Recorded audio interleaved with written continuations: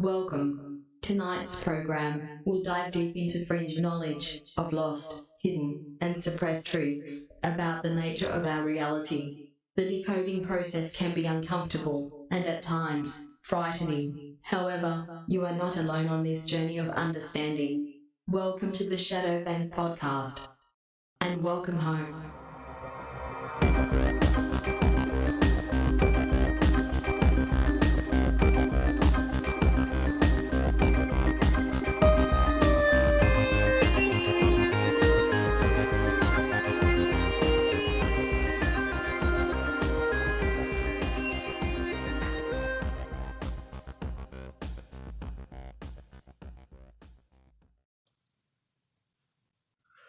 Well, back again on the Shadow Band podcast. I'm not going to say what everybody thinks I'm going to say. Yes, I am. We got somebody super special, another super special guest. This guy's actually part of the Alt Media United family. He's also part of the actual activists family as well. This guy, I've heard him say he's a conspiritual. God, why can't I ever say a tongue twister? Conspirituality dude, right? Well, we got Chance from the InnerVerse podcast. Chance, what's up, buddy? How you doing? Hey, Jeff, I'm super stoked to be here. And yeah, that's the word, conspirituality. We need to bring the light to the dark and not just get all stuck on the dark. Conspirituality. I can never say it the first time. It takes me like 4 times to say that word, conspirituality. I've got words like that. There are words like that we all have. Yeah, I can't think of any of mine, but that's because I don't want to embarrass myself. That's cool, man. Yeah, I like that vibe, man. And I've also heard you say things like synchro mysticism, which is I love neologisms. That's what it's all about. Yeah, because we're in such a confined box of thinking that's based on the operating systems of language, and language has been manipulated heavily. But the funny thing about it is it's only the popular interpretation of language that's been messed with. When you get into the etymological origins of different words and phonetics, it's like we've been telling ourselves the truth, and even when we're contradicting ourselves and saying what we think we want, but actually saying the opposite, the truth has always been in there, in the words there. So neologism, that's where you create a new word that's more appropriate for something than words that you currently have access to. And some of them catch on. I can't claim that I made up conspirituality or what was the other one? Synchromysticism. But yeah, those are really good ones for our community. And we need more. Like, just think of all the self-defeating linguistics we've got.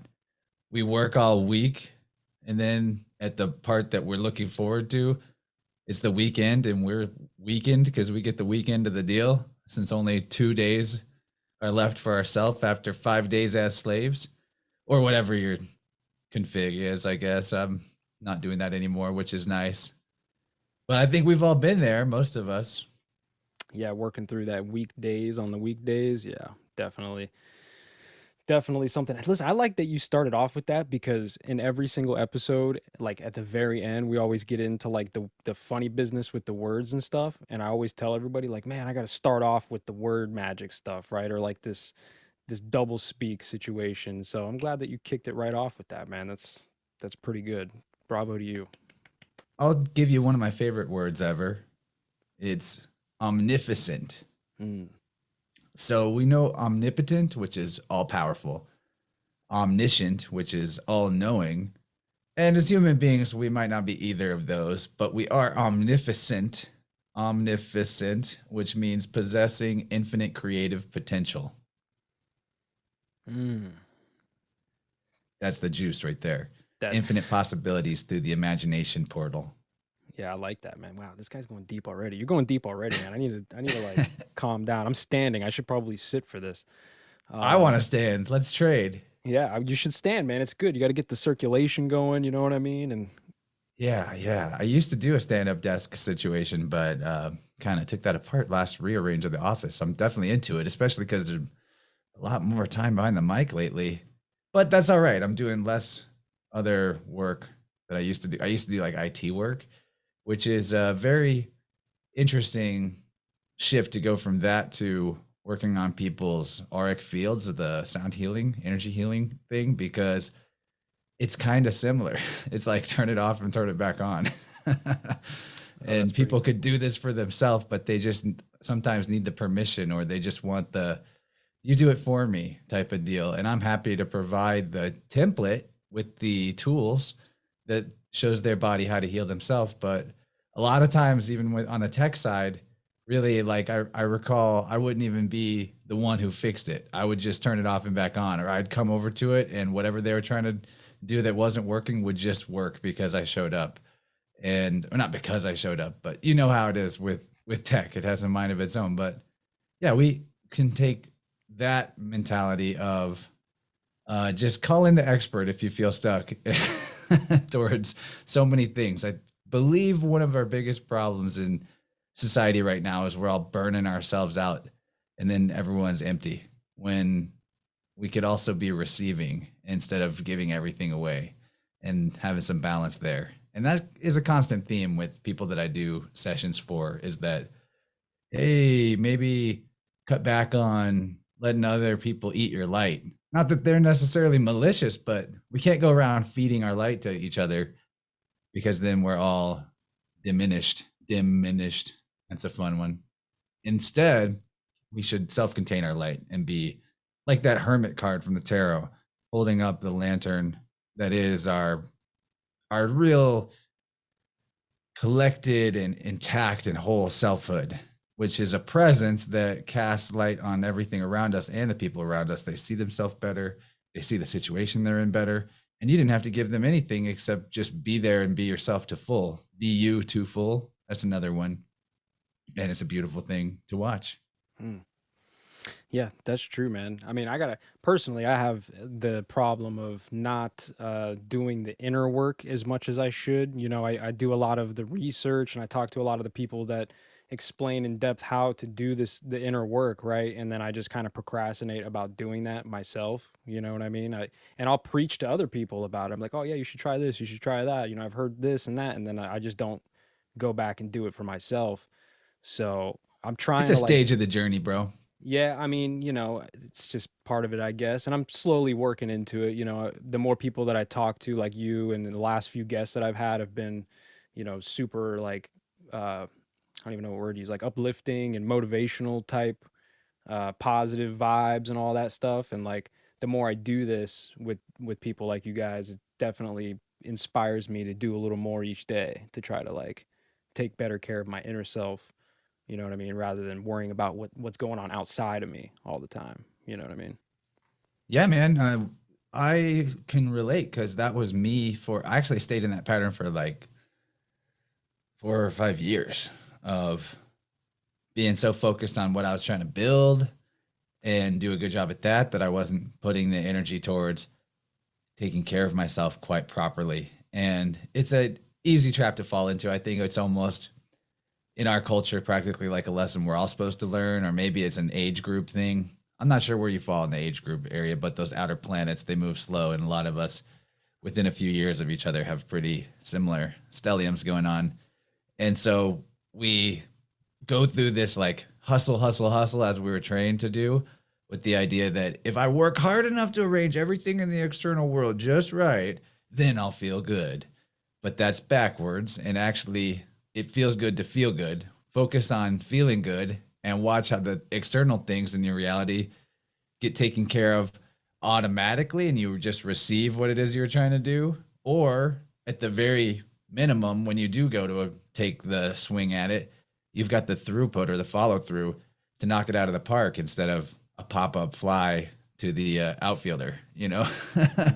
So that's kind of my key. The other really important key is boundaries. I think that's in the end of the day, we're talking about the same thing here is boundaries, because if you've got a healthy container for your own energy, which is self or consciousness, it's all like your inner light, and it's not leaking out or you're not pouring it out into other people's cups all the time, then you remember more of who you really are. And you naturally, as a being that is of the light, will just be attracted to the things that bring you balance, make you feel good, set positive intentions, express gratitude.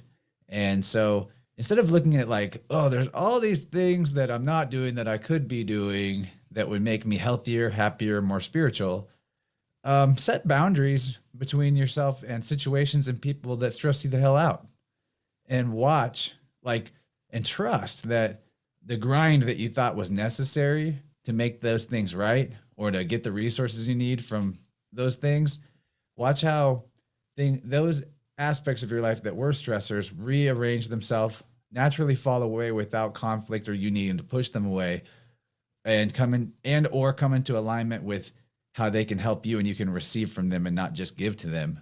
All just because you made the choice that I'm going to do what is good for me at all times. And the simple, really, I've got to put this on a t-shirt. I've been saying it on every show lately that I go on, but just do this. If it's not hell yes, it's hell no. And try that out for a while and see if, like, that can be as simple as it gets in terms of, well, how do I set the boundaries that you're talking about? Go in that direction. I know we can't necessarily do it all at once, but just practice that. Little victories in that mindset of, if it isn't hell yes, it's hell no for me. And when you do that, then things rearrange, you get more energy, then you have more self-confidence to say hell no to more things that aren't a hell yes, and more hell yes starts showing up in your life because that's what you're asking for. And before you know it, it's just, that's what Wu Wei, that idea of effortless effort, that's one of the secrets to it in the Eastern Taoist tradition. The thing is, you're going with the flow of life force energy instead of trying to go against it, because you are life force energy, and life force energy, when it's flowing, feels awesome, just like any flow state you've ever been in. So you maintain that flow state by continually flowing towards that stuff that feels awesome and not wasting your time in any of the compromises. And this can be a little tricky because you think it's effortless effort. That doesn't mean there's no effort. So there might be things that at the front seem like you've got maybe a belief pattern that tells you that's hard. It's not actually fun. That's not a hell yes. Like exercise or other things that are good for you.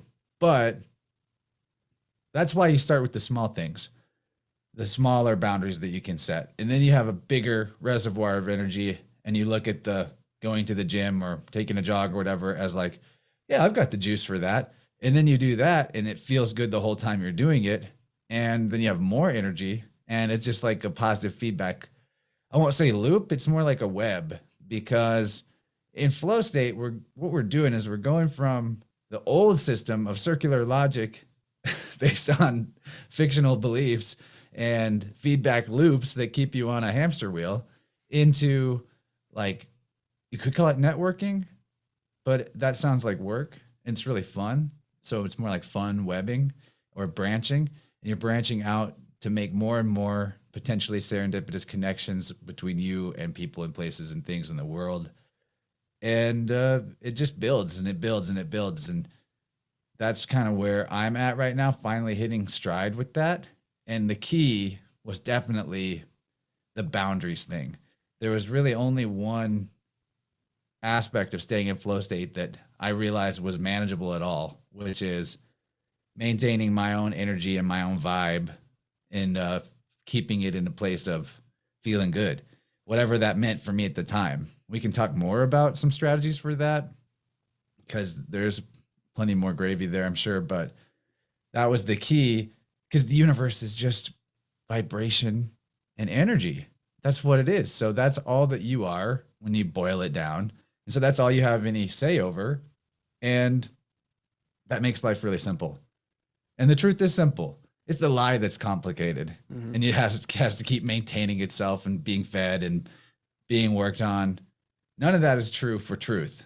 Truth is just what is. Existence is all that exists. Life force energy is synonymous with eternity. And so why not ride it instead of fight it? Yeah. Yeah, that's a lot of good points, man, honestly. And I have been trying, like I said, a lot more lately to kind of get in that flow state. And it's worked a lot for me, you know what I mean? Just, I don't want to You're say like, getting there. yeah, I don't want to say like not caring as much, but I don't put out all of the stress and all of the energy to try to do certain things as much anymore. I just kind of let things come to me, you know what I mean, as they do, and then I just kind of go with the flow, as they say, you know what I mean? And I mean, just in the past 6 months, honestly, like the synchronicities have just built upon each other like exponentially. It seems like it's almost daily now where something happens that I recognize as synchronistic, you know what I mean? And that does come a lot with just going with the flow, you know what I mean, and not trying to attain any particular thing, and rather than just do what, like you said, do what makes me feel good, you know what I mean, whatever that is, you know. But the other part of it is just the physical aspect of life, you know what I mean, trying to cut out vices, you know, and replace bad vices with better vices, right? So like making sure my nutrition and vitamins and all that is on point, and I'm not, you know, I don't even smoke weed anymore. Not that there's anything wrong with that, but you know, I'm taking out these vices and replacing them with things that I feel like are better for me. You know what I'm saying? And that's also helped me a lot, I think. I feel it, man. You're on the up and up, and that's really all that it comes down to, because it's either infinite stairs or infinite, what do you want? I don't know, falls, shoots and ladders. Life is shoots and ladders. You're climbing the ladder or you're dropping down the slide. And the slide is fun. And well, you can think of it more like a roller coaster. The further that you go up after the drop, you have that much more momentum on the upswing. So, you know, you're gonna, even if you do fall off, just get back on your climb, right? But it sounds like to me that you're doing the thing, and because it's infinite stairs, if you want to look at it as stairs, you can just keep ascending forever, because what we're approaching is the infinite, which is source, which there's no end to that. So wherever you're at, it's more about the direction you're oriented, because you can't stay still. Stasis is fake. If you try to maintain stasis on any area of your life, you get stagnant, which is going down, or metaphorically, you know, diminishing. And there's times in life where diminishment or decrease is clutch, because it opens up something new for you as well. So that's not something to be feared either. There's a rhythm to it. But my point is that if what you're doing is following what feels right for you, you will just continue to expand, and you'll find that the swapping out vices for virtues is an automatic process, and you don't have to try to do it all in one day. It's awesome to just be like, what did I do today or this week, and reflect on that. And when you talk to yourself about it or think about it, just frame it in the terms of you're already doing it, or you did it, rather than I need to do it or I should do it. And just keep that positive and affirmative confirming of where you want to be in the forefront of your mind. I think it sounds like new age woo, I guess, but you're programming yourself with the operating system of your words. And when you get down to it, that's really all you're ever doing, is you're sitting in this chamber of your mind, watching what's happening, going with the flow or against the flow, and then interpreting it. So might as well author your own story the way that you want to, and say the things that make you feel good about yourself. You're the only one that can. You're the only one in there. Yeah, for sure. I use the phrase creating your own simulation a lot. That's, you know, again, going back to helping more people than helping myself, like you were saying, you know, pouring out that light for others. But that's what I usually tell people. I was like, yo, this is your simulation. You know, like you create the perspective that you have on what's going on in your reality. You know what I'm saying? So like you could have a shitty day, or it could be a shitty day, but it's actually a good day because you see all of the glass half full type situation. You know what I mean? But it's interesting.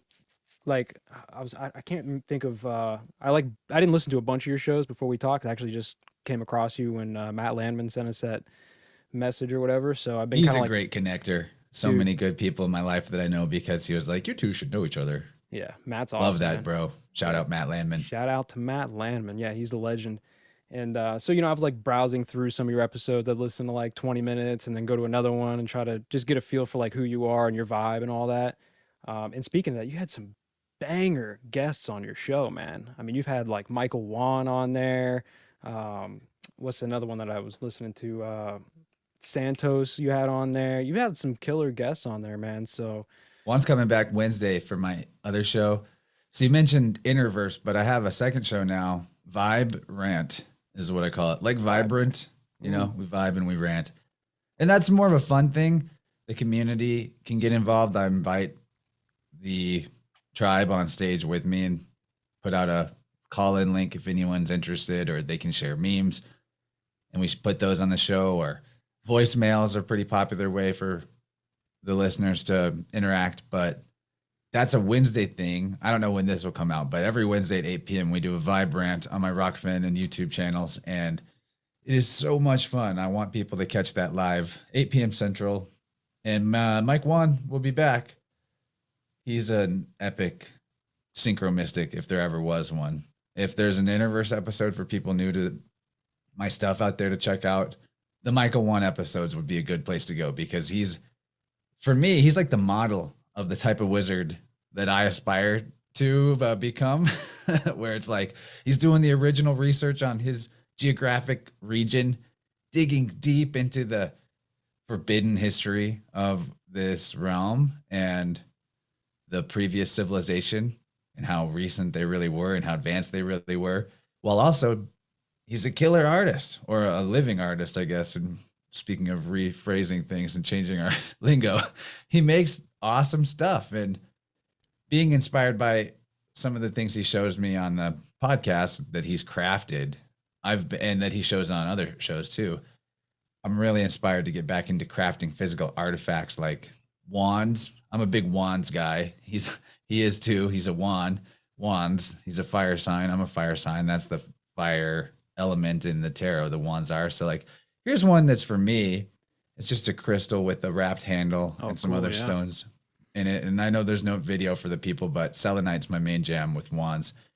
And anyway, I'm building a new one right now and having so much fun with it, because incorporating sky clock stuff the way that Juan does with everything he's into, he's always referring back to the rhythms of nature and the actual thing happening in the sky instead of the Gregorian numerical artifice of the commerce calendar. I mean, I've got a foot in both worlds, so does he. That's how we're able to connect at the right time for things like this. But it comes down to knowing that there's no such thing as Tuesday, and there's no such thing as 6:30 p.m. But there is a moon, and you can see what phase it's in, and you can see what house it's in. And those are also, you got to be like, okay, those houses and those astrological signs, they are also conceptual, and let go of needing them to be any certain way and start to try to get into the feeling of them. So it's rhythm. You're seeing where things are at when, and it's feeling. And I do think that we're at a point in history where those archetypes are shifting, or have shifted massively. But what people don't realize is the age change isn't just about the energy of nature, or the flow of the Tao itself changing, and then it changes us. But we're in a conversation with the archetypes. The inner zodiac, as we perceive it, changes based on how we perceive it. So I think that where we're at right now is a really crucial moment of not just recognizing the big shifts that are going on in the reality, but taking our place behind the steering wheel of what direction the archetypes are going to manifest next. To a certain degree, nature is going to do what nature is going to do. There are seasons, big and small, in the fractal, but think about winter for somebody that's prepared for it versus somebody that has just dicked around in the natural world. So there's two very different winters. Winter could be an amazing time for the well-prepared, who uses it to go within, to enjoy the inner world and whatever domicile or home they've built for themselves, to plan what the next cycle is going to be like, to plant seeds, all of that, to create art. All of that's possible, but the one who didn't do any preparing is just out in the cold and might not even make it. So anyway, on that note, that was kind of a big detour, but talking about making wands, I'm doing fun stuff with that, like having it completed or born on a certain date and time that feels like it's aligned with what I intend for the wand to be. And if somebody purchases the wand, getting their date of birth time and showing them the synastry between the chart from the wand and them, and being like, So this is kind of the potential ideas of what you might want to use this for. Make it your own, but like, getting just really into that intricate synchro gravy where they might not even realize what the date of birth and the astrological sign of the wand is, but I can give them that and like an info packet and make it, soup it up more than just a regular craft, or really make it magical. And that's super fun. And we have all of the information and tools needed to up the game creatively and put as many layers and dimensions of meaning into what we're making as we care to. And the more of that, it's like ceremonial magic of any kind. The more time you spend, the more pomp and ceremony or a circumstance you put around, like before you draw your tarot cards, instead of just grabbing the deck and pulling a card, maybe you burn sage and then you say a prayer and then you strike a tuning fork or go through all this. All that setup, all that anticipation is crucial to you actually gaining something out of the experience and then integrating it. A simpler way of putting it is just that every experience is comprised of anticipation, participation, and reflection. And the more balance and energy you put into all three of those parts, the more important, the more meaningful, the stronger that experience gets to be for you. And I probably could spend more time on reflection. Maybe should start journaling. But in a way, these are like reflections, these conversations. And I guess I could go back to that if I really wanted. I am reflecting right now on all kinds of things. So maybe I should cut myself some slack that I don't journal. But I see people's beautiful journaling and I'm just like, that's a great artifact for someone to discover in your ancestral descendants later down the line. Anyway, that's enough rambling, but hey, what's up, Jeff? What do you got? Well, I mean, you are journaling, man. I mean, we both journal, like you said. We're just doing an audio version of that more than, physical. Like, I don't write a journal either, but I'd like to think that by doing this show and going on other people's shows and stuff like that, I like to think that I'm leaving a record or doing some journaling of some kind that hopefully, if the lizard people don't fuck it all up, there'll be an electronic record later, you know what I mean? So, but like going back to the like this age change, right? This shift into different age, the new age. What do you feel about like the whole idea of the transhumanism thing? Like, do you think that, again, these lizard people, right? I like that term. Do you think the lizard people are doing something to try to manipulate this shift, or like where are you at with this whole thing? Oh, it just depends on the day you ask me. But like, what do I want to talk about? The lizard people or the cyborg stuff? Where do I go? Because I'm very interested in both sides of that question. I think, though, where I'm at right now is that no matter what it looks like, everything that happens is from the bottom up. It grows from a root to the top. So there's really nobody in charge at the top other than life force energy. And then there's, I guess, ways that we create structures in society that allow all kinds of people to get what they want. You get the manipulators and the energy vampires. They have a place to get what they want because of the artificial hierarchy. Those who are in the currency of victimhood, they find a nice place in the hierarchy. And it all just shakes out based on how our vibe is. And what the reason it's gotten this way is because we're playing the game of empaths versus vampires, really. Mm. And that even goes to the higher realms with the lizard people. We're like, oh, whatever level of the fractal we're looking at, there's always the damn predators there, predators and parasites. But I'm not saying there aren't lizard people, reptilians.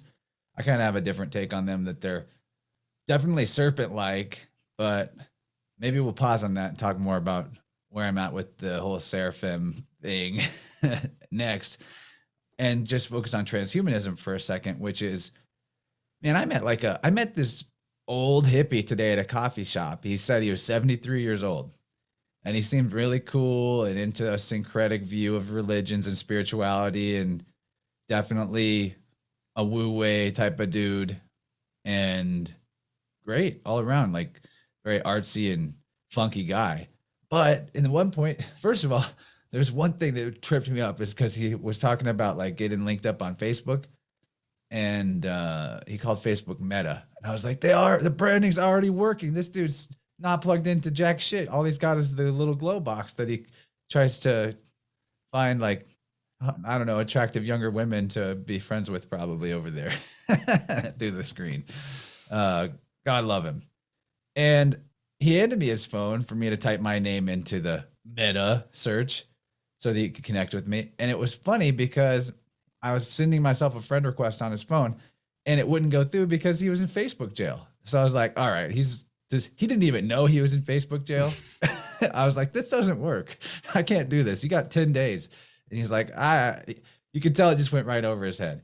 But why I'm bringing him up is because at one point in the conversation, he's like, someday soon they'll be able to put a human being's consciousness into a machine. And I was like, really? I guess I'll believe it when I see it, but I probably still won't even believe it when I see it, because we're kind of missing the boat on what human consciousness is. And this will actually go into the seraphim conversation later. So think about this.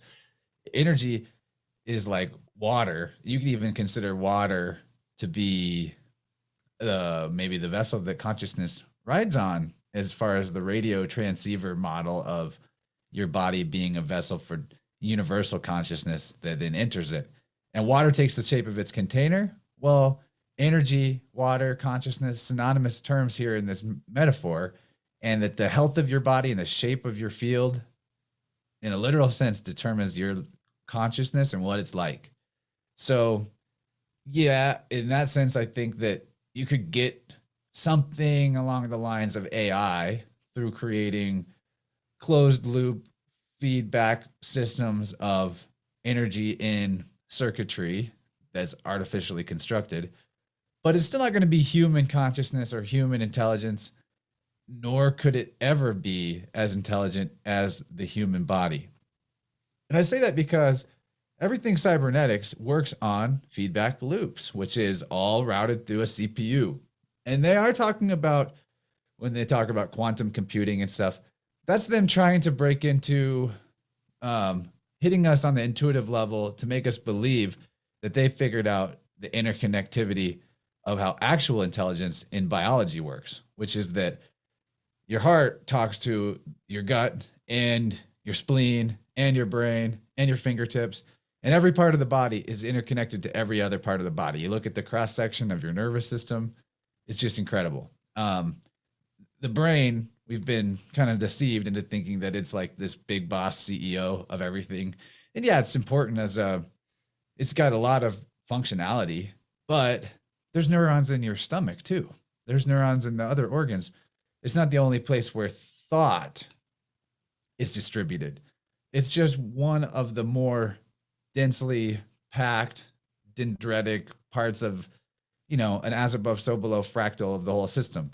What I mean is that you look at the way gray matter is all tight and noodly, similar to your intestines. They have a kind of similar look. And every part of the body connecting to every other part of the body, the meridian system of Chinese medicine will show you that. Your index finger has a line that goes all the way through your gut and your intestines and out through, I think, one of your toes. And so my point in saying all this is, good luck making any kind of machinery that could ever reach that level of organic interconnectivity. I won't say complexity, because it's actually simple, because it's the same thing repeated on different levels of scale, which is what life force energy does in the universe. There's one wave, there's a sine wave, and then things that create the sine wave are of various dimensions. Like a dimension is literally scale. That's all there is to dimensions are super fancy ideas thrown around by new age and science people alike. But when you really get down to what it means, it's like, how many pixels wide and high is it? Those are the dimensions. And so there are different levels dimensionally that are just talking about scale in an as above, so below sense. And a cell in your body is dimensionally fractal, similar to the whole body, to the auric field, which is similar to the realm that we live in. Whether you want to think of it as a sphere or a dome with a flat middle or an egg. I'm into the egg/tree conceptualization. But at the end of the day, these are all models. And if they're reflecting life force energy and its interconnectivity, then they have some accuracy to them. But I don't believe that we're going to create the AI overlord that everyone is so scared of. I do think that there is something going on that you could call AI that's very different. And it's like an inverted or corrupted life force energy, you could call it, that fills our vessel, cohabits our vessel with us. And this is really like stagnant chi that it's become compartmentalized, not unlike a closed loop circuitry system of a computer. Like there could be, I guess what I mean is there could be some kind of like consciousness in a computer, just like there's consciousness in a crystal, but it's not going to be human level intelligence. Is this like the Lucifer's technology idea? Have you heard that? Maybe. Let's hit me with it. Basically just that like at some point, I don't like really using the word Lucifer or Luciferian because I don't jive that way, I guess, but that some sort of interdimensional psychic vampires or some sort of, negative archonic entities may have either possessed or coerced humans to make certain technologies so that they could literally like inhabit these technologies, like in your computer, right? Or like your quantum computer, your AI might actually be, uh, like you're saying, like some sort of entity. Real quick, I want to tell you about our new Patreon page. If you enjoy this show, but you need a little more from us, head over to patreon.com/shadowbandpodcast, where you'll find our exclusive new series, Deep Dive. In this series, I'll be digging deeper into topics you want to know more about while reading documents, analyzing reports, showcasing videos, and giving you, the listeners, a front row seat on how I go about finding the information we talk about on the show. You won't find the Deep Dive series anywhere else. This is a special treat for the Patreon members, and you'll also have access to exclusive posts, polls, show lineups, Ask Me Anything live streams, and merchandise not found anywhere else. Join as a master member and even receive free merch every 90 days. So head over to patreon.com/shadowbandpodcast to help us grow and get in on all the extra content.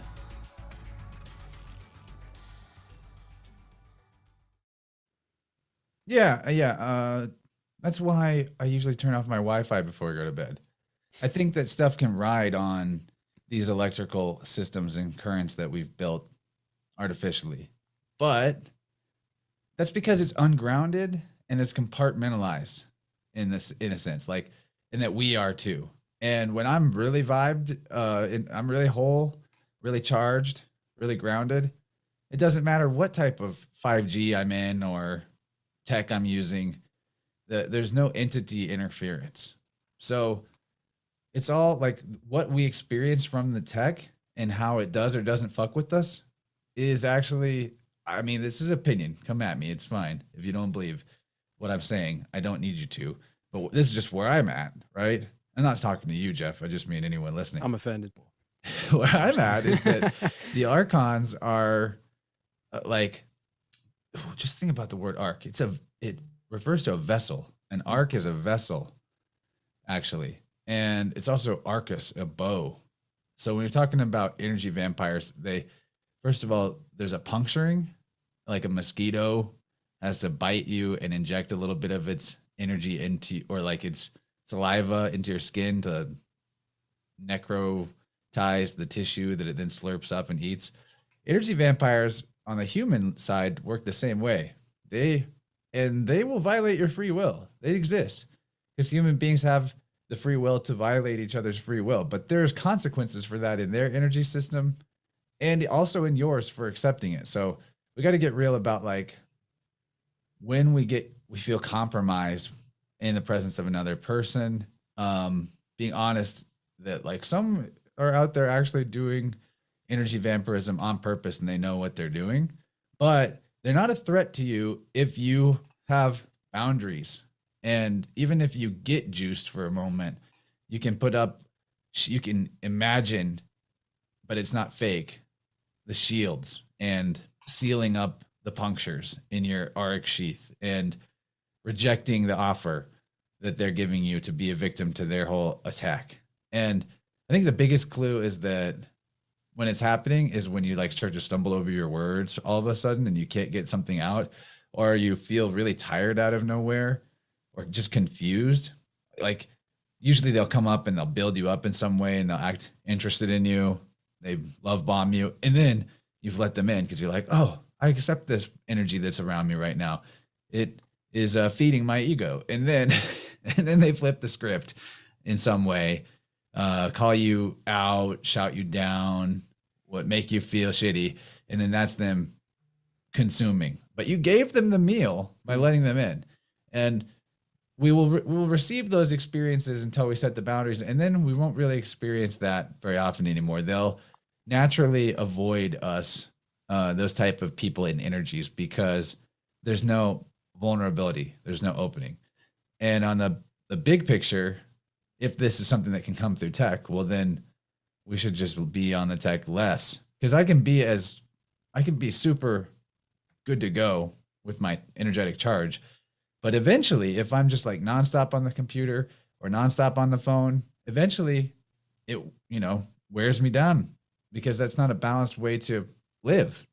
So we got to get real about that too. Like we can get super strong. We can mitigate the EMF. We can be our own positive energy generators or orgone generators, but we have to give ourselves the recharge too. And so back to the transhumanism thing, I'm not against technology. The Aquarian age is going to have technology. I am against being ungrounded and unbalanced with how we use it, or at least for my own life. You people do you, right? Everyone has free will. But I don't have a big fear that we're going to be replaced by the inorganic, because when I look at life, I really do see life as synonymous to truth and existence and reality. So I don't think you can do away with it. I think that's the biggest lie, is that there's a nuclear holocaust possible, or something is going to destroy the whole planet, or any of these ideas. Sure, right. Like that's a important key to the puzzle of the fear-based mind control, that you got to duck and cover, or that you need your bunker and all that. But I just don't see it. No matter how scary things are said to be through the screens, every time I look out my window, I'm just like, that's beautiful, whatever it is. Especially when I go out there, it feels good. So I'm not scared of any transhuman future, but I am ready and willing to tell people, hey, you don't need to imagine eternal life as ones and zeros in someone's hard drive. That's not life anymore, and it wouldn't be you. So just lose that idea and instead see, like, maybe come at it from the other angle. Maybe if we ascend in our health and in our balance with nature and our flow with the Tao and life force energy, maybe we live lifetimes where it's dramatically longer, like the 1,000 years of the Bible. But there's going to be a point where you've rode the whole wheel and you're like, okay, I'm getting off the Ferris wheel, getting off the ride. And that's cool too, because as infinite as this experience in physicality can be, especially on the creative side, there's more too. And so whatever part of life we're in, there's more. No matter how good it is or how hard it is, there's more. Look for how to expand into the more, because love is all about infinite possibilities, and fear is all about constricting options down to there can only be one, or everything sucks. So that's kind of my rant. And then maybe we should talk about lizard people too, but I'll see where you're at. Well, no, I mean, that's a good point, because we talk about the transhumanism thing a lot. My show is Me a lot too. more based on conspiracy than the spiritual side of things. However, we do get into both a lot. You know what I mean? I like to think of myself as a God, why can't I say the fucking word? Conspirituality. Thank you. Have you talked to Wayne McCroy? No. Get that dude on. He's got some really good work on transhumanism, the ideology behind it, and Mm. all that inversion. Like I like to talk about it too, but I just like to also bring the truth about how infinite we are to the equation, so that Right. we can be like, wow, look how crazy this movie is, but also nothing to worry about. Yeah. I don't worry about it too much. I'm the same as you. I have a strong sense that I don't even know, like the word I want to use is like it's a psyop, right? Like I just feel like the whole idea of transhumanism is kind of a psyop to just drain us of our energy, right? Just to cause fear or anger or whatever, from the whole thing. But yeah, it's interesting the way that you say it is much more articulate than how I put it out there. I'm like, yeah, it's a psyop, dude. Like they're not gonna get away with it. There's too many of us, right? We're all waking up too fast and all these things. So, trying to stay positive on that end. But yeah, lizard people. What do you got? What you got on the lizard people, man? Well, that's really fun. I've been reading Pierre Sabak lately, Mm, his research is so lit. He doesn't even have ebooks of it. Like it's not digitized. You got to get the actual physical book from him. Pierre Sabak, Sabak. And I mean, maybe I come to some different conclusions to his research than he does, but that's true for anybody I'm looking at. What's amazing about what he's done is he's read like all the dictionaries. He spent a long time, I guess, reading the Greek dictionary, the Latin dictionary, Hebrew, Arabic, Aramaic, and of course English too. And what he discovered is that there is a similar thread of wordplay, punning, and linked concepts that runs through every ancient language and spiritual tradition that he's examined. And they all go back to the idea of seraphim or the reptilians, the Dracos, whatever you want to call it. So I can only from memory give a few etymological examples, maybe more than a few, because it's a very dense book and I've been taking my time with it. But here's example would be, you have seraphim are also called the watchers in the Bible. And so that has everything to do with this idea of the panopticon, right? The being constantly under surveillance. It's what they do. They are also said to be blazing or flaming or gleaming serpents, scaly as well. But they're angels is another way of them being described, and they're sailors too. So there's all these concepts that are interlinked, and it goes into UFOs having to do symbolically with shields and plates, like offering dishes, because we're offering ourselves up to these interdimensional. I say interdimensional because they're in a different dimension of scale on the fractal. Maybe you call it macrobes, and we are microbes relative to each other. right. And then there's microbes to us that we're macrobes to, right? And it's just turtles all the way down. I think maybe it either never ends or it's some kind of Mobius loop where the bottom is the top. But these things that are referred to as the seraphim, if you look at them in the Greek, for example, you get the word dragon from Drakon. And Drakon is a word referring to observing and watching, actually. So the word dragon, which is like a sky reptile that snatches people away, especially princesses, is a word that is etymologically coming from watcher, actually, or an observer. And so there's so much to this, but this is a good example with the dragons because they, being that they're like abductors, well, what are what's the UFO phenomenon all about? Abductions, right?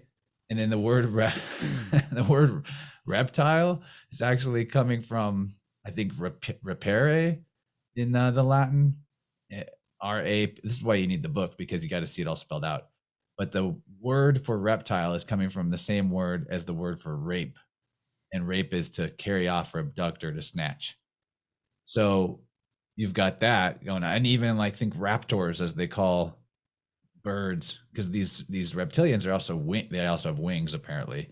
That's where you get the symbolism of the angels. So they call birds of prey that hunt raptors, and that also comes from the same root as the abducting or snatching word. There's so much more. Let's see. Yeah. I'm gonna need this book, man. You're gonna need this book. Holographic Culture is the name of the book. Let me write this down, dude. And there's another one that I haven't read yet called The Murder of Reality. That's a fun title. But it's so dense, and it just shows you that all of the classical tradition, and the classics being things in the canon, are about these cannibals.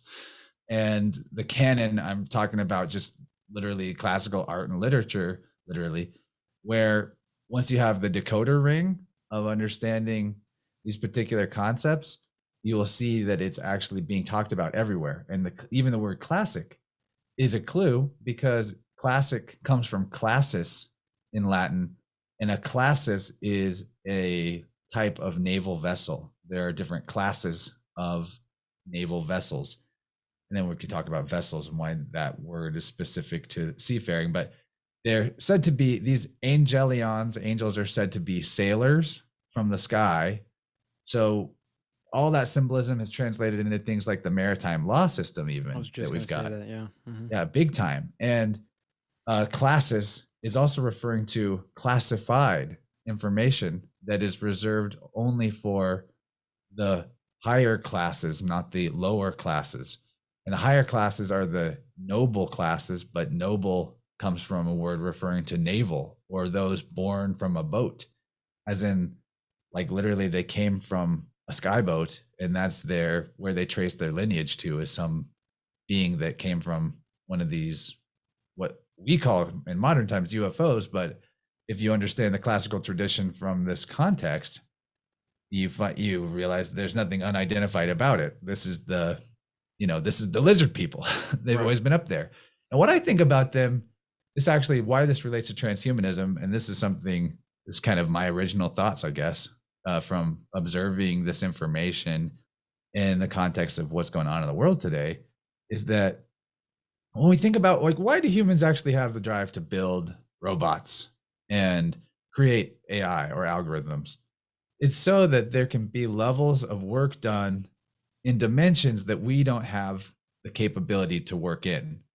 And those dimensions don't necessarily have to be dimensions of scale in terms of size. It could be dimensions like strength or processing power mentally. So a robot could pick up heavy shit that we can't pick up, and that's where it's useful. Or the computer can calculate all these chess moves faster than we can, and that's where it's useful. In neither case, they possess the intuition or the inner knowing that we possess, which would be like, this is the metaphor for the reptile beings, the seraphim, which are, if they do exist, they are spiritual and material, and maybe even kind of phase in between. But from our perception, that could be like the robot that only knows that the human being is there when it's operating through the interface that controls the robot. Otherwise, it's like not there to the robot. And I'm not saying that we're robots, but I am saying that life has a fractality to it, where there's always an as above, so below. And if we create beings like robots and AI, and we have all these traditions that humanity was in some way modified or originated as servitors for these seraphic angelions, then maybe there's something to that. Because here's what I think is interesting. These beings are said to be serpents, and flaming serpents, right? Well, and spiritual as much as material, or maybe only really spiritual in a way. And what is spiritual? It's just the unseen realm that is that's pervasive to everything of the physical realm, that's there even though we can't perceive it. So like the robot, it can't see the room around it unless someone switches on the camera, and even then it's not really seeing. It's like the camera is picking up information, but the being controlling the robot is what is actually seeing what the camera is showing, right? So I think this all follows. But where they're useful for us is that they're stronger. They have maybe different body types. So if you go up a level or an octave, maybe these beings that we're calling the jinn or the seraphim, the lizard people, snake people, the serpent of the Garden of Eden, perhaps they just don't have limbs. there's some sort of energy system that's just the chakra column. Because if life is self-similar across scale, then they probably have some sort of vertical column energy system the way that we do, and the way that trees do, and the way that so many other things in the realm do. So maybe they just don't have the appendages that we have, and they're more just in the mental or astral plane in terms of where their capabilities are at. Maybe they're very capable in those planes. Maybe that's like their home, and we just kind of touched those realms a little bit. So it would make perfect sense that if you wanted to manipulate the denser bandwidth of the reality spectrum, and you were these basically just floating chakra columns, that you would make beings in some way, fashion them to have this pentagram, 2 arms, 2 legs, and a head, so that we could pick things up and move them around and manipulate them. And none of this needs to be scary, like, oh my God, we're just abomination experiments of fallen angels. That's all story. That's all just story. What we are is vessels for life force energy. And what we, as life force energy, that guarantees us free will, no matter what manipulations or convincing and conning is done to us, by us, or by, because these other beings I'm talking about, they're life force energy too. So that means that they're either flowing healthy chi, like a Bruce Lee, a Wu Wei master, or they are stagnant death chi. And so even the reptile people, assuming that that's what we want to keep calling them, the lizard people, there would be cool ones and there would be shitty ones. And it's up to us what we interact with, what we let in. And I think there's a lot more to that, like that they can cohabitate our body or in some way manipulate our body. It does sound a lot like someone who has the control interface to a robot. You know, you're possessing the RC car when you've got the controller for it, in a way. But that's kind of, this is all just wild speculation. It's kind of where I'm at lately, though. And I think there's way more to be inferred, and it's fun. Life is never boring because there's infinite things to know and only so much consciousness that you can hold at once. That's why it's so more exciting to live a life where they'll call you a Luciferian for this, but where you're not sacrificing yourself to the crowd or the collective, and you're radically committed to being a healthy vessel for your own chi that doesn't leak and that doesn't lose it. And there's more we could say about that too. But I think we've talked about that really well, this whole conversation. Keep weaving back to that idea of what's the integrity of your body vessel for this universal life force energy, and that being the only thing you've really got any say over, but also where all the good is. That's deep. Damn, dude. I could honestly listen to you just go on about this stuff probably for like hours, you know what I'm saying? Because like I love, like I'm not one to like articulate these ideas very well, you know what I mean? Like I have trouble like figuring out how to say some of these things, but you know, you and a lot of these other people out here, like you guys, it seems like you guys have nailed, or at least got a really good understanding of a lot of this stuff well enough to where you can present it to somebody, right? Like you're telling me this stuff, I could not go and tell it to somebody else the way you're telling me, but like I'm soaking it in like a sponge. Like I feel like I get all the shit you're saying without being able to like regurgitate it again, if that makes sense. You know what I mean? Right. Yeah. I started off as more of a regurgitator than anything else. And that's cool too. Anyone out there, don't feel bad if you're more mirroring and regurgitating. Regurgitate's an ugly word. Just say mirroring information that you're taking in.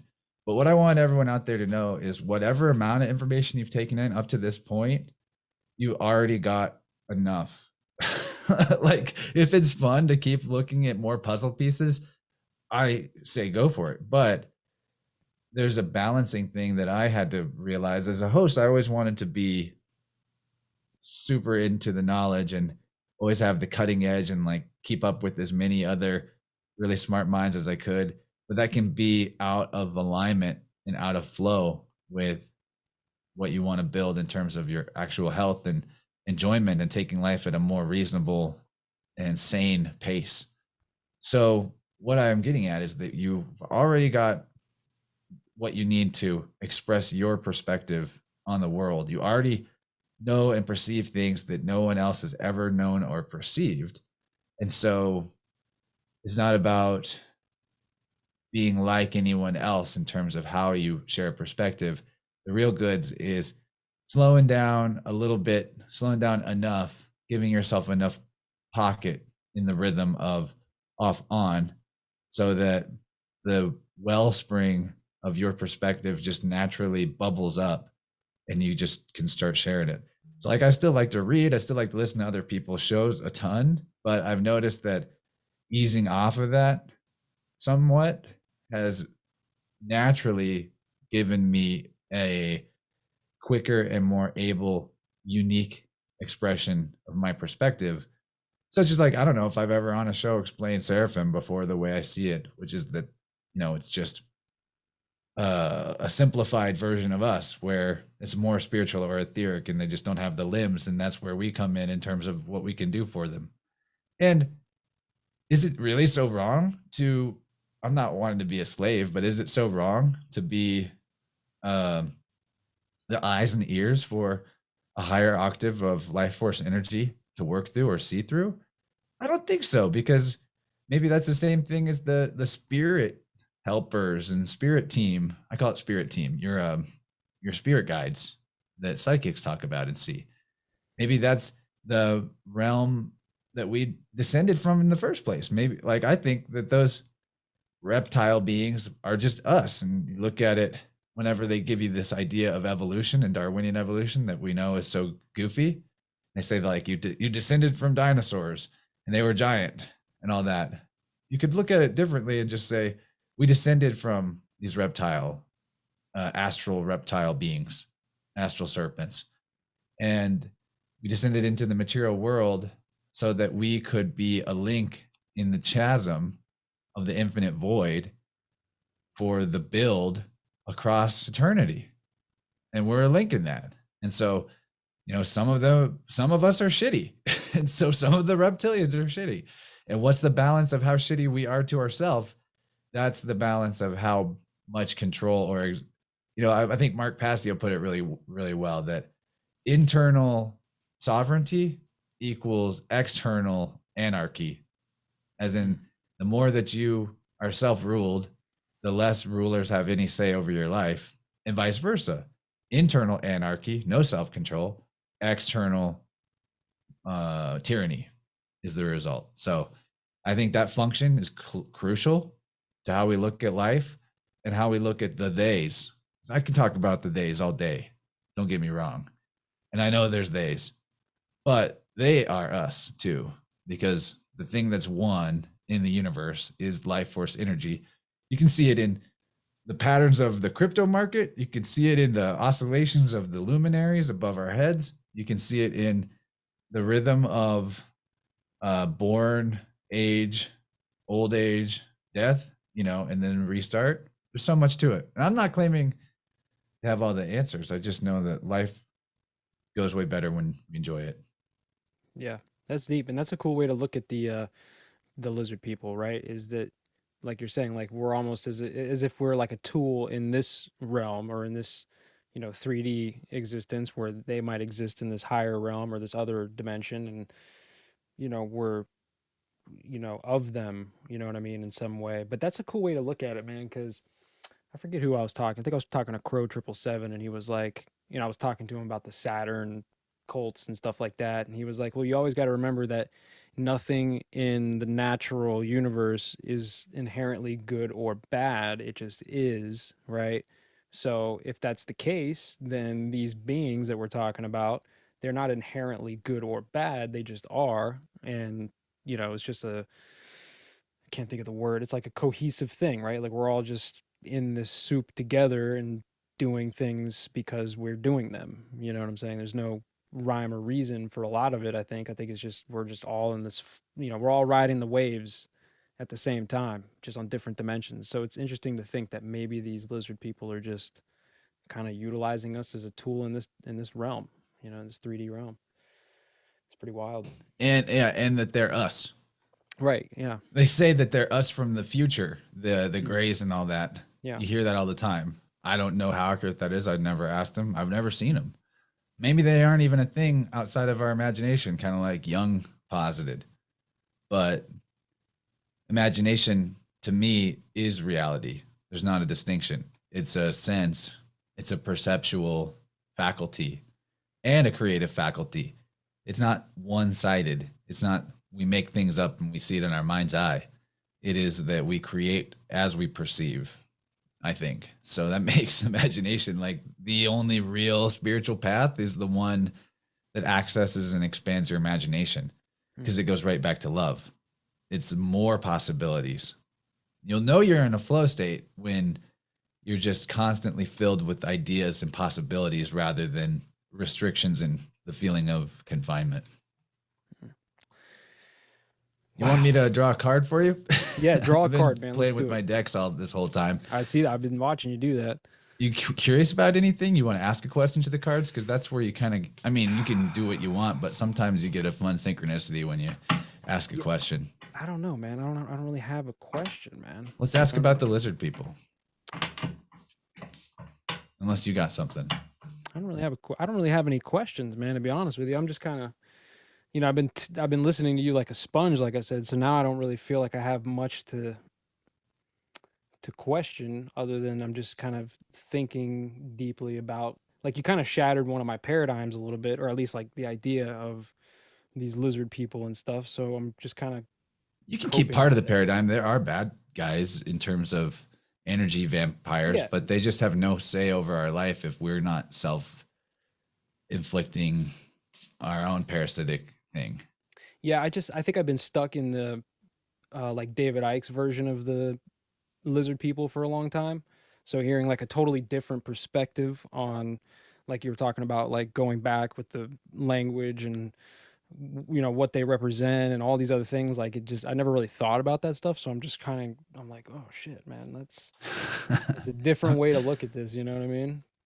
Yeah, I'm going for a yes and approach rather than a true false approach. Right, yeah, for sure. Yeah. So shattering the think paradigm that's- might not have been the best phrase, but you get what I'm saying. No, yeah, we're shattering all the molds. So it's, as I'm saying shattering, this is the card that I pulled up here. Difficulty in the beginning. This is fun because I'm really interested in the cosmic egg cosmology. I see that and behind you. how the snakes eat eggs. Talking about serpent beings, they eat eggs. And so on the subject of ones that aren't really out for our best interest, I mean, it makes total sense that if we as beings are these auric fields that are egg shaped, and the realm we're in is Neil deGrasse Tyson says it's pear shaped, but that's kind of like an egg. Then what we can glean from that is, well, what happens when an egg cracks from the inside is life begins. But if the egg cracks from the outside, life ends. It's consumed rather than grows. So I think that's where we're at in terms of this cardinal shift that the world's going through. This is what I talked to Ben Balderson about in a recent episode. It's either the great reset or the great work. It's either living life from the inner world directing the outer world, or having the outer world direct the inner world. And the battery's getting low. You know, we're running out of this fuel in the egg that mother gave us to grow off of. And we either gotta be born into our next incarnation of existence, which is come out of the shell and into the larger reality, because the shell is that temporary structure of our limited, our perceptually limiting beliefs. Or we get cracked from the outside and we become the food source for something else, which is still like, nature needs that too. So you get the choice of how you want to come out of this egg. as food or as the fool, beginning another cycle of this journey of infinity. And so difficulty in the beginning is a cool card. It's the unconscious, deep version of self, the total psyche, supported by bioenergy like electricity, the arousal energy, which means we are, to crack the shell, we are putting our electricity, our personal energy, towards directing it towards the deep waters of our unconscious, which what that kind of turns into on the aura level is we are combing through the parts of ourself that are compartmentalized and stagnant to bring those back into circulation and flow. Because at this stage of the game, all the low-hanging fruit that's kept us alive and healthy up to now is gone. And it's like we need to change. Like we're in a different type of harvest moment now. We got to get those last difficult to find treasures and coins in the video game level to pass to the next level before the timer runs out, metaphorically. And the timer running out isn't like, oh, be afraid of the timer running out. It just means that, you know, if you don't extend your life, then you lose the life eventually and you start again. And the reincarnation cycle maybe is something that can be different for beings that become self-powered, self-fueled. You know, once you pop out of the egg, then there's a whole new world for you to go find resources and continue growing within. But if you never leave that shell, eventually, you know, you die on the vine, so to speak, or the snake eats you. So difficulty in the beginning is not just about growing pains and awkwardness, but also about becoming stronger. And there are doubts and fears in there, but the key about obstacles in general is that they show you the way. The obstacles are the course. And difficulty in the beginning is definitely an inner child moment where we're reawakening to soul or spirit, which is always in a childlike innocence. And inner child loves obstacle courses. Children love obstacle courses. So obstacles are the course. It's a really great way to deal with the fear of the unknown and the challenges of getting to a new level in life. Is just look at it like wherever the difficulty or the friction is, that's a blessing because it's a flag waving you to where to go. If you're running the 100-meter hurdles, you don't run around the hurdles, you go over them. And the better you go over the hurdles, the better you do in the race. So I love that metaphor for what we're doing here too. Obstacles are the course, difficulty in the beginning. That's deep, man. And it's interesting that you pulled that card because I feel like that resonates with where I'm at in life right now. You know what I'm saying? I mean, even just in our conversation and the things that I've told you, you know what I mean? It definitely seems synchronistic that you would have pulled that. Yeah, it's wild, man. Give me something to think about. Yeah. Give me something to think about. Here's the result. Yeah, lean into the difficulties a little bit. The result here, 10 of discs. This is this is you, the wifey, grandma, the dogs, the kids, everybody. This is the point, like where this leads is for all of us really, if we crack the shell and we are born into the larger reality, is even though if you wanted to, maybe you could look at our existence as these platforms, Mars rovers for spiritual snake gods. Even still, if we did the best we could and we got all the treasure, this 10 of pentacles or 10 of discs has the dual meaning of not just material success and a completion in terms of securing all the necessary sovereignty in your resources and wealth and prosperity as tangible human things, not just ones and zeros in a computer, but like your children are your prosperity, your animals. I don't want to say livestock, but the beings you cohabit with that help you and you help them symbiotically. You know, the the world you live in becomes that. Like they're in a nice little town here. It's anyway.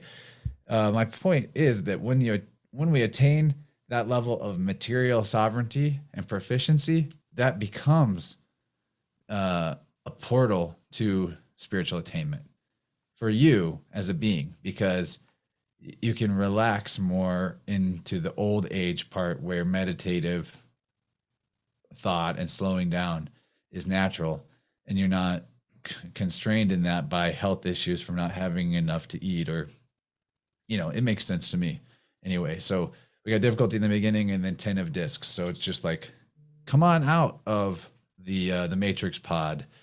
The biggest lie that we tell ourselves and that we thus propagate through all the toxic media is a worldview that there's no opportunity and it's all falling apart and we're killing the planet. All that is bullshit. The real truth is, outside of the matrix pod, it's not a sky scourged, hellscape like in that movie, The Matrix. It is what you see out your window. Open skies and tons of space, depending on where you live. Maybe you live in a thickly populated city, but I swear outside of that place, there's tons of open room, like tons. And the opportunities are there, and the treasure is waiting in the unknown. And that treasure that's in the unknown is the stuff that only you could find. And if you don't find it, no one will bring it to the tribe. That's your part of the web across the chasm of the abyss. And if you leave a gap in the web where you could have been a strand, you're kind of letting down the whole thing a little bit. No pressure, but we need your perspective out there too, everyone listening. You don't have to come on stage with it. It's just about the people that you are in direct. Whoever's in front of you is who needs you, not the world. You don't have to save the world. Anyway, that could be yourself too. You know what I mean? You're the one that's in front of you at all times. Right, Exactly. Yeah, you got to be your own hero, big time. That's deep, man. I feel inspired, man. I want to do something now. Go paint something. Yeah, well, I don't paint. I'm really bad at painting, but I do write music, so I'm thinking about sitting Go write down and just music. jamming out. You know what I mean? Oh, I feel good, man. I feel Cool. good. That's flow state. Yeah, I feel good, man. That's my whole thing. I want everyone to feel good after we do a talk like this. So I'm happy that we achieved it. I feel good. I feel great. I'm glad you took the reins on most of this, because I didn't really know where to go with it, but you crushed it. You got me feeling good. So sweet. That's all that matters, right? You know what I mean? Yeah. I just like to tap into who I'm talking to. And I'm watching myself say this stuff. I'm like over in the corner, just like, what's he going to say next?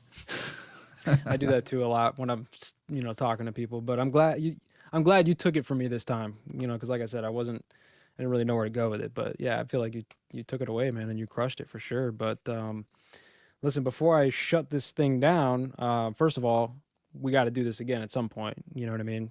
Whenever you want, you just let me know. We'll make it happen. I'd love to pick your brain more about a lot of other things. You let me know. You let me know. You let me know. You hang up first. No, you hang up first. Because I'm definitely game. It'd be fun. Dude, for sure. But yeah, tell everybody again. I know you already did earlier, but tell everybody again, like where they can find you and all your shit, your multiple shows and everything. And I'll give the full spread of what I'm up to these days. InnerVersePodcast.com will catch all of it. You can find everything from there. My YouTube channel also gets everything. My Rockfin channel gets everything. I'm also on Patreon. There is a second hour of InnerVerse for Patreon or Rockfin subscribers exclusively, but everyone gets the weekly show for free. The first hour of it. Second hour is where we get really wild, though. In Viibrant, though, you get a 2-hour weekly show on Wednesdays at 8 p.m. Everyone gets that for free, and you can call in. You do that through our Telegram group that's set up for Viibrant, and I also encourage people to find the link on my website to the regular InnerVerse Telegram chat, because that is the party room. It's like the human search engine. You ask the group a question, and you get experience and wisdom from real life rather than from the algorithm. So I love that. What else? Oh, I'm frequently on a show, not every week, but I'm frequently on a show called Weaving Spiders Welcome on Saturday nights. And even the episodes I'm not on, of course, I recommend people check that out, because it's the deepest synchronistic gravy train rabbit holes I've ever seen in my life. What that show is just so crazy. They go off for like 5 hours on Saturday nights, and you might not be able to hang for the whole live stream, but come back to it, and it never disappoints. Even when it seems that they're going off into weird tangents that make no sense, by the end they find a way that everything links, and nobody plans it, and it just proves. Like I'm going on and on about Weaving Spiders more than my own show, but those guys really prove that everything is everything and it's all connected. And so it's super fun. Love them. Always like to give them a plug. Us, I guess, because I'm in there. But I do sound healing sessions with tuning forks, and those I do remotely. They're very powerful in terms of helping your body see where it can send healing energy, and then you heal yourself. I just am kind of like a conductor of your electricity during the session. Those are great. You can contact me through my website for that by emailing me or on Telegram. I don't have it set up as like a store item on the website yet, but soon I will. Right now, it's just going fine to let people that are motivated get in touch. So if you are, do that. I also do divinations, like the little card pull we did today. I can do those for you one-on-one if someone's interested in like a spiritual counseling guidance session where I help them see what they think about questions in their life. So all that is my main things: InnerVerse, Vibrant, sound healing, divination, and I do some free divination videos for the group on YouTube and Rockfin, as well as live streams. So if you like live stuff, hit the bell and hope that YouTube will actually give you the notification after you turn the bell on, because there's no guarantees with them, but right, watch out for all that stuff. There's a lot going on. All Yeah, go fun. find his YouTube, because you're not watching me on YouTube anymore. So no, that's cool, man. I'm on Rockfin. Well, not on Rockfin, I but think they just don't want to martyr me. yeah, well, they pulled me off a couple platforms, and as soon as they did, my download skyrocketed. So I'm not even really mad about it. You know what I mean? Yeah, exactly. That's what I mean. Like, they don't want to Yeah. martyr me. Mhm. Draw too much attention. 100%. So not too mad about it. But yeah, that's cool, man. I'm definitely gonna jump in on some of those live streams on Rockfin, because that's fun. That's my jam. I like doing that, blowing up the Yes. chat, ruining the chat with shenanigans. Join Vibrant and send our call-in line random non sequitur memes, and I'll be forced to put them on the air. Sounds good. I'm good at memes. Well, Cool. Chance, listen, man, that was awesome, dude. So No, you're awesome, Jeff. no, you're awesome, Chance. This is amazing. Yeah, this was fun, man. And for anybody else, you guys already know where to find me. I'm not going to rant. Just go find all his stuff. I'll have it all in the links in all the places where everybody can find it, blah, blah, blah. That's it. That's all I got. Chance, you got anything else? Peace and love. Peace and love, man. Absolutely. Well, we'll see y'all later. Bye.